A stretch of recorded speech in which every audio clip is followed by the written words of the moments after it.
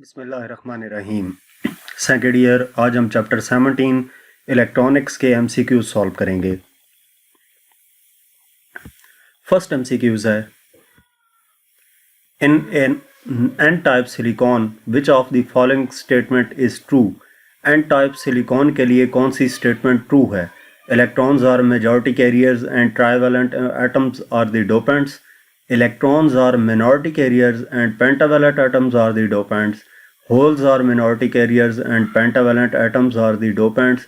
Holes are majority carriers and trivalent atoms are the dopants.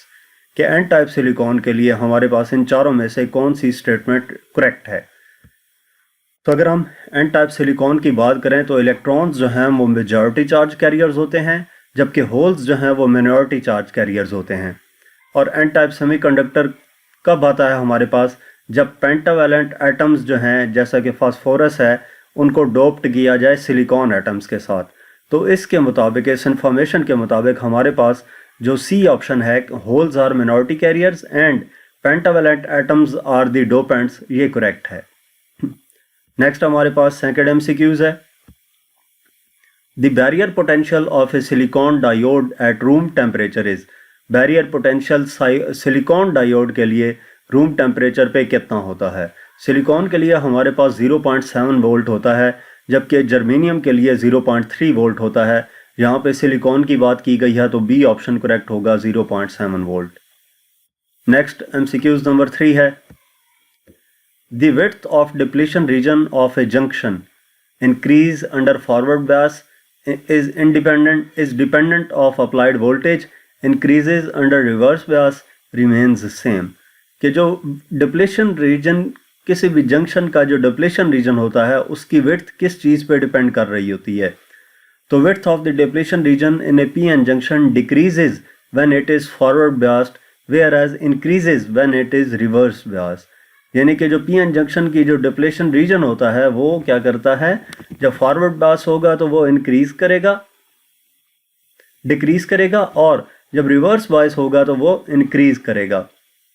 इसका मतलब ये हुआ कि इसमें से जो हमारे पास सी ऑप्शन है, इंक्रीजेज अंडर रिवर्स बायस, वो हमारे पास ठीक होगा।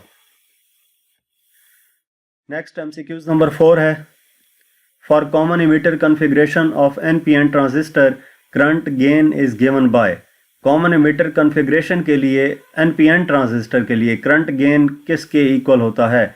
यानी कि करंट गेन का फार्मूला पूछा गया है, बीटा का फार्मूला पूछा गया है, तो बीटा इक्वल होता है आई सी ओवर आई बी के, यानी कि ए ऑप्शन करेक्ट है।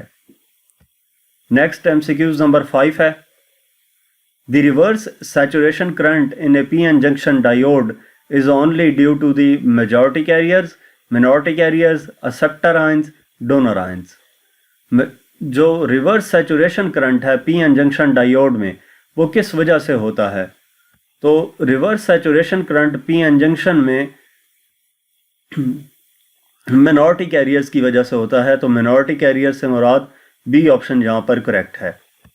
नेक्स्ट एमसीक्यूज नंबर 6 है, PN junction when reverse bias act as. PN junction जब रिवर्स बायस हो तो उस वक्त वो कैसे एक्ट करता है? As a capacitor, on switch, inductor और off switch. PN junction reverse bias में हमारे पास as an off switch work करता है, तो इसका डी ऑप्शन करेक्ट होगा।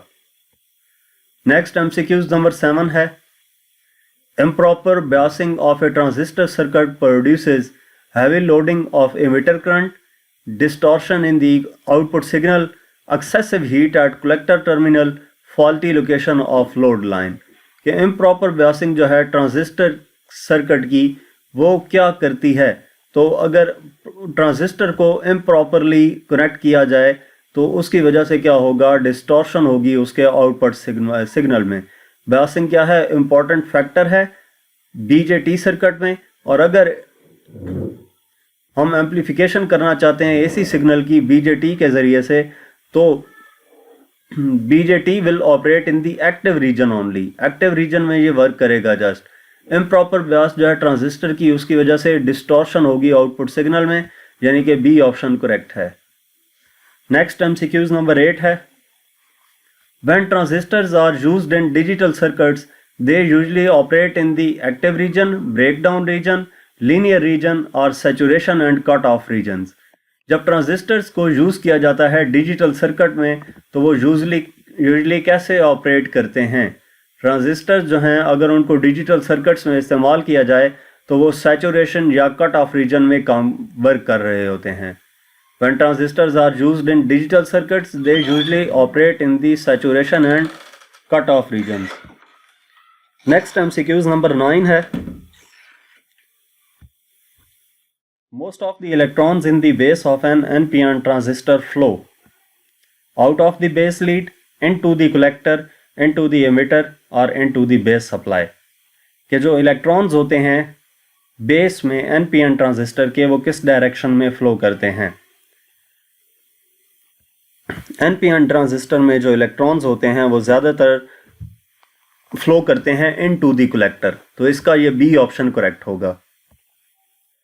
नेक्स्ट MCQs नंबर 10 है। In a transistor collector current is controlled by collector voltage, base current, collector resistance और all of the above. Collector current जो है उसको कैसे कंट्रोल किया जाता है ट्रांजिस्टर में? तो ट्रांजिस्टर में कलेक्टर करंट को कंट्रोल करने के लिए बेस करंट प्रोवाइड किया जाता है। बेस करंट जो है वो बेसिकली कंट्रोल करेगा कलेक्टर करंट को, तो ये बी ऑप्शन करेक्ट है। Next MCQs, the minimum number of diode required for full wave rectification are. Minimum diode कितने चाहिए होते हैं फुल वेव रेक्टिफिकेशन के लिए? फुल वेव रेक्टिफिकेशन के लिए मिनिमम 2 डायोड्स हमें रिक्वायर्ड होते हैं, क्योंकि सेंटर टेप ट्रांसफार्मर के ज़रिए से जो रेक्टिफिकेशन की जाती है फुल वेव रेक्टिफिकेशन होती है और उसके लिए मिनिमम 2 डायोड्स रिक्वायर्ड होते हैं, तो ये सी ऑप्शन करेक्ट होगा। नेक्स्ट MCQs नंबर 12 है। In a transistor both collector base and base emitter junctions are reverse biased, then it is active region, cut off region, saturation region और Q point. कि transistor में जो collector base है और base emitter junctions हैं वो दोनों reverse biased होते हैं। अगर वो दोनों रिवर्स बायस हों तो वो जो ट्रांजिस्टर है वो कैसे काम करेगा? As a active region, cut off region, saturation region या क्यू पॉइंट। तो किसी भी ट्रांजिस्टर में जब कलेक्टर और एमिटर जंक्शंस दोनों को रिवर्स बायस कर दिया जाए तो वो कट ऑफ मोड में काम करता है, यानी कि इसका बी ऑप्शन करेक्ट होगा। तो यहाँ तक इस चैप्टर के MCQs थे। मज़ीद किसी भी चैप्टर की एक्सरसाइज का सलूशन देखने के लिए आप हमारा चैनल विज़िट कर सकते हैं। इसके अलावा अगर आप किसी भी सब्जेक्ट की ऑनलाइन या होम ट्यूशन पढ़ना चाहते हैं तो व्हाट्सएप पे कांटेक्ट कर सकते हैं। Thank you.